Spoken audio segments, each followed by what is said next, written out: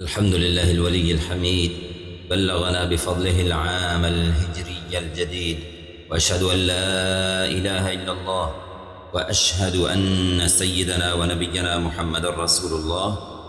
صلى الله وسلم عليه وعلى آله وصحبه ومن اتبع هداه. أما بعد، فيا أيها الذين آمنوا اتقوا الله وكونوا مع الصادقين. محترم سامعین اور میرے ایمان والے بھائیوں، آج ہمارے خطبہ جمعۃ المبارک کا موضوع اور عنوان ہے ہجرت نبوی صلی اللہ علیہ وسلم کا ایمان افروز سفر۔ تو نئے ہجری سال کی ابھی آمد ہے، تو اسی وجہ سے میں آپ کو اس مبارک نئے سال کی مبارک پیش کرتا ہوں، جو اپنے دامن میں ایمانی قدروں اور بہت بلند معانی کو سمائے ہوئی ہیں، جن میں سر فہرست نبی اکرم صلی اللہ علیہ وآلہ وسلم کی سچی محبت ہے، جو کہ حضرت ابوبکر صدیق رضی اللہ عنہ کے پاکیزہ جذبات اور روشن کردار میں چمکتی نظر آتی ہے۔ چنانچہ جب رسول اکرم صلی اللہ علیہ وسلم نے سیدنا ابوبکر صدیق رضی اللہ عنہ کو اپنے ہجرت کرنے کی خبر سنائی، تو انہوں نے فرط جذبات میں عرض کیا، الصحبت یا رسول اللہ، اے اللہ کے رسول صلی اللہ علیہ وسلم، میں آپ کی صحبت اور رفاقت چاہتا ہوں۔ تو آپ صلی اللہ علیہ وسلم نے فرمایا، الصحبت، ہاں تم ہی میرے رفیق سفر رہو گے۔ ام المؤمنین سیدہ عائشہ صدیقہ رضی اللہ عنہا فرماتی ہیں، فواللہ ما شعرت ان احدا يبكي من الفرح حتى رأيت ابا بکر يبكي يومئذ فرحا۔ اللہ کی قسم، ام المؤمنین عائشہ رضی اللہ عنہا فرماتی ہیں، اللہ کی قسم مجھے اس سے پہلے یہ بالکل معلوم نہیں تھا کہ کوئی انسان خوشی سے بھی روتا ہے، یہاں تک کہ میں نے اس دن حضرت ابوبکر صدیق رضی اللہ عنہ کو خوشی سے روتے ہوئے دیکھا۔ تو میرے بھائیوں، ذرا غور کرو، یہ کیسی پرخلوص محبت تھی کہ حضرت ابوبکر صدیق رضی اللہ عنہ بخوبی یہ بات جانتے تھے کہ ہجرت کا یہ سفر جو ہے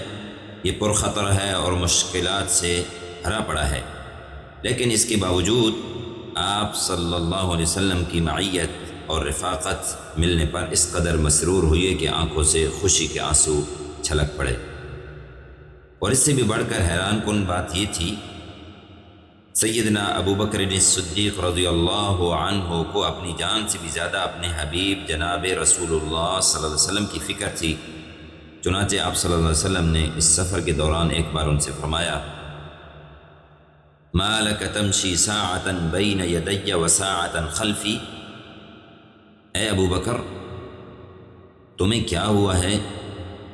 کہ تم کبھی میرے آگے چلتے ہو اور کبھی میرے پیچھے چلنے لگتے ہو؟ تو حضرت ابوبکر صدیق رضی اللہ عنہ نے فرمایا، اذکر الطلب فامشی خلفک ثم اذکر الرصد فامشی بین یدیک۔ یا رسول اللہ، جب مجھے پیچھے سے آپ کا تعاقب کیے جانے کا خیال آتا ہے اور ڈر لگتا ہے تو میں آپ کے پیچھے چلنے لگتا ہوں، اور جب آگے کی جانب سے گھات لگائے دشمنوں کے حملے کا اندیشہ ہوتا ہے تو میں آپ کے آگے چلنے لگتا ہوں۔ تو رسول اللہ صلی اللہ علیہ وسلم نے دریافت فرمایا، یا ابا بکر لو کان شیء احببت ان یکون بک دونی، اے ابو بکر کیا تم یہ چاہتے ہو کہ اگر کوئی حادثہ یا تکلیف پیش آ جائے تو اسے تم خود اٹھا لو اور میں اس سے بچ جاؤں؟ تو حضرت ابوبکر صدیق رضی اللہ عنہ نے فرمایا، نعم والذی بعثک بالحق، جی ہاں اس ذات کی قسم جس نے آپ کو حق کے ساتھ مبعوث فرمایا، میری یہی خواہش ہے کہ اگر کوئی تکلیف یا مصیبت پیش آئے تو اس کو اپنے اوپر لے لوں اور وہ آپ کے بجائے مجھ پر واقع ہو جائے۔ فلما انتہى إلى الغار قال مكانك يا رسول الله حتى أستبرئ لك الغار۔ پھر جب یہ دونوں حضرات غار تک پہنچ گئے تو حضرت ابوبکر رضی اللہ عنہ نے عرض کیا، یا رسول اللہ آپ یہیں ٹھہرے تاکہ میں آپ کے لیے غار کو بالکل صاف اور ستھرا کر دوں اور اسے خطرات سے پاک کر لوں۔ تو اس کے بعد حضور اکرم صلی اللہ علیہ وسلم غار کے اندر تشریف لے گئے۔ تو میرے ایمان والے بھائیوں، غار میں پہنچنے کے بعد جب دشمن بہت قریب آ گئے تو حضرت ابوبکر صدیق رضی اللہ عنہ کو اپنے محبوب جناب رسول اللہ صلی اللہ علیہ وسلم کے بارے میں خطرہ لاحق ہوا تو فکر مندی کے عالم میں فرمایا، لو ان احدهم نظر تحت قدمیہ لابصرنا، اگر ان میں سے کسی نے اپنے قدموں کی نیچے نظر ڈالی تو وہ ہمیں ضرور دیکھ لے گا۔ تو اللہ کے رسول صلی اللہ علیہ وسلم نے جواب میں فرمایا، ما ظنک یا ابا بکر باثنین اللہ ثالثہما، اے ابو بکر ان دو کے بارے میں تمہارا کیا خیال ہے کہ اللہ تعالیٰ جن میں تیسرا ہو، اللہ انہیں کوئی نقصان نہیں پہنچا سکتا، یعنی جن کے ساتھ اللہ ہو ان کو کچھ بھی کوئی نقصان نہیں پہنچا سکتا۔ تو اللہ تعالیٰ نے قرآن میں یہ نازل فرمائے، فَأَنزَلَ اللَّهُ سَكِينَتَهُ عَلَيْهِ وَأَيَّدَهُ بِجُنُودٍ لَمْ تَرَوْهَا، چنانچہ اللہ نے اپنی طرف سے ان پر تسکین نازل فرمائی اور ایسے لشکروں سے ان کی مدد کی جو تمہیں نظر نہیں آئے۔ میرے بھائیوں، جب دشمن کا خطرہ ٹل گیا تو دونوں حضرات پھر سے مدینہ منورہ کی طرف سفر شروع کرتے ہیں۔ حضرت ابوبکر صدیق رضی اللہ عنہ فرماتے ہیں، ہم ساری رات چلتے رہے اور دن میں بھی سفر جاری رکھا، یہاں تک کہ دوپہر ہو گئی تو ہمیں ایک بڑی چٹان نظر آئی جس کا سایہ کافی لمبا تھا۔ تو میں نے عرض کیا، اے اللہ کے رسول صلی اللہ علیہ وسلم آپ یہاں نیند فرما لیجئے۔ آپ میرے بھائیوں دیکھیے کہ کیسی عظیم قربانی اور بے مثال محبت ہے، اتنی عظیم قربانی اور کیسی بے مثال محبت ہے کہ حضرت ابوبکر صدیق رضی اللہ عنہ خود بھی رات بھر آپ علیہ الصلوۃ والسلام کے ساتھ چلتے رہے، تو کیا انہوں نے اپنی نیند کو ترجیح دی اور کیا انہوں نے خود آرام کرنا پسند کیا؟ نہیں، ہرگز نہیں، بلکہ فرماتے ہیں، خرجت فَإِذَا أَنَا بِرَاعٍ فَقُلْتُ أَفَتَحْلُبُ لِي قَالَ نَعَمْ فَأَتَيْتُهُ صلی اللہ علیہ وسلم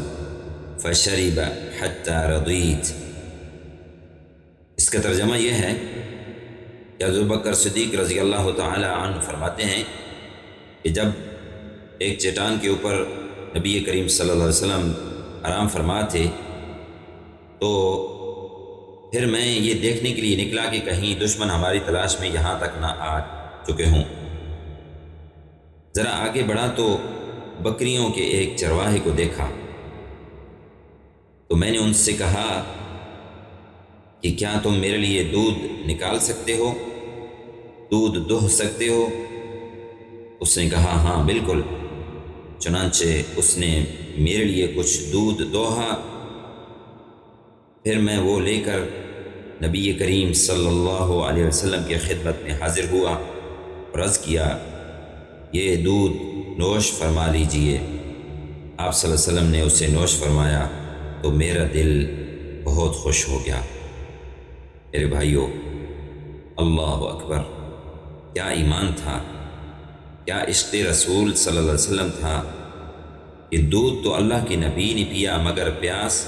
صدیق اکبر رضی اللہ عنہ کی بجھی۔ چنانچہ ایک سچے عاشق کی یہی شان ہوتی ہے کہ وہ محبوب کی خوشی میں خوش ہوتا ہے، جیسا کہ سیدنا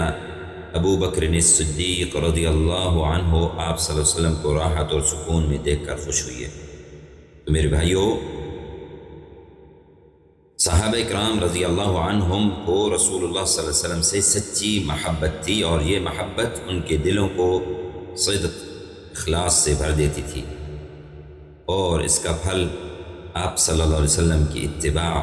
اور کامل اقتداء کی صورت میں ظاہر ہوتی تھی۔ یا ایھا الذین آمنوا اطیعوا اللہ واطیعوا الرسول واولی الامر منکم اقول قولی ھذا واستغفر اللہ لی ولکم۔ اور خطبہ ثانیہ میں الحمدللہ وحدہ والصلاة والسلام علی من لا نبی بعدہ، حمد و صلاۃ کے بعد فرمایا نبی کریم صلی اللہ علیہ وسلم کے جانثاروں، ہجرت نبوی صلی اللہ علیہ وسلم کا یہ مبارک سفر مکمل ہوا، جناب رسول اللہ صلی اللہ علیہ وسلم مدینہ منورہ میں داخل ہوئے تو آپ علیہ الصلاۃ والسلام کی آمد کے ساتھ ہی مدینہ کا گوشہ گوشہ جگمگا اٹھا۔ چنانچہ ایک روایت میں آتا ہے اضاء منہا کل شیء، اضاء منہا کل شیء، آپ صلی اللہ علیہ وسلم کی تشریف آوری سے مدینہ کی ہر چیز روشن ہو گئی، اور صحابہ اکرام رضی اللہ عنہم نے آپ علیہ الصلاۃ والسلام سے اپنی سچی محبت اور بے مثال وفاداری کا اس حد تک اظہار فرمایا کہ ایک کہنے والے نے کہا ما رأیت احدا یحب احدا کحب اصحاب محمد محمدا، میں نے کسی کو کسی سے ایسی محبت کرتے نہیں دیکھا جیسی محبت محمد صلی اللہ علیہ وسلم کے صحابہ محمد الرسول اللہ صلی اللہ علیہ وسلم سے کرتے ہیں۔ تو درود شریف پڑھ لیجئے صلی اللہ علیہ وآلہ واصحابہ اجمعین۔ میرے سامعین کرام، آپ علیہ الصلاۃ والسلام کی ہجرت مبارکہ سے ایسی سچی محبت اشکارا ہوئی جو حقیقی پیروی کو جنم دیتی ہے، وفاداری کو پروان چڑھاتی ہے اور قربانی کا جذبہ پیدا کرتی ہے۔ اسی لیے حضرت ابوبکر صدیق رضی اللہ عنہ نے اپنے محبوب جناب رسول اللہ صلی اللہ علیہ وسلم کی خاطر اپنی جان، اپنے اہل و عیال اور اپنا مال سب کچھ وقف کر دیا تھا۔ میرے عزیز بھائیوں، اسی طرح جو شخص اپنے وطن اور اپنی قیادت سے سچی محبت رکھتا ہے وہ ان کے لیے اپنی تمام تر صلاحیتیں صرف کر دیتا ہے، اپنا مال خرچ کرتا ہے، ضرورت پڑنے پر اپنی جان قربان کرنے سے اس سے بھی دریغ نہیں کرتا، اور ہمیشہ اپنے وطن اور اپنی قیادت کے لیے خیر، ترقی، امن اور استحکام کی دعا کرتا رہتا ہے۔ هذا وصلی اللہم وسلم وبارک علی سیدنا ونبینا محمد وآلہ واصحابہ اجمعین، وارض اللہم عن ابی بکر وعمر وعثمان وعلی وعن سائر الصحابة الأكرمين۔ اللهم احفظ دولة الإمارات من كل الجهات، واحفظ قيادتها وأهلها ومن يعيش على أرضها، اللهم احفظ الشيخ محمد بن زايد رئيس الدولة بحفظك، وكن له عونا وسندا، وبارك في عمره وعمله، اللهم وفقه ونوابه وإخوانه حكام الإمارات وأولياء عهودهم أجمعين، اللهم ارحم الشيخ زايد والشيخ راشد والشيخ خليفة بن زايد وشيوخ الإمارات الذين انتقلوا إلى رحمتك، وادخلهم بفضلك فسيح جناتك، اللهم اشمل شهداء الوطن برحمتك وغفرانك، اللهم ارحم المسلمين والمسلمات الأحياء منهم والأموات، عباد الله اذكروا الله العظيم الجليل يذكركم، اشكروه على نعمه يزدكم.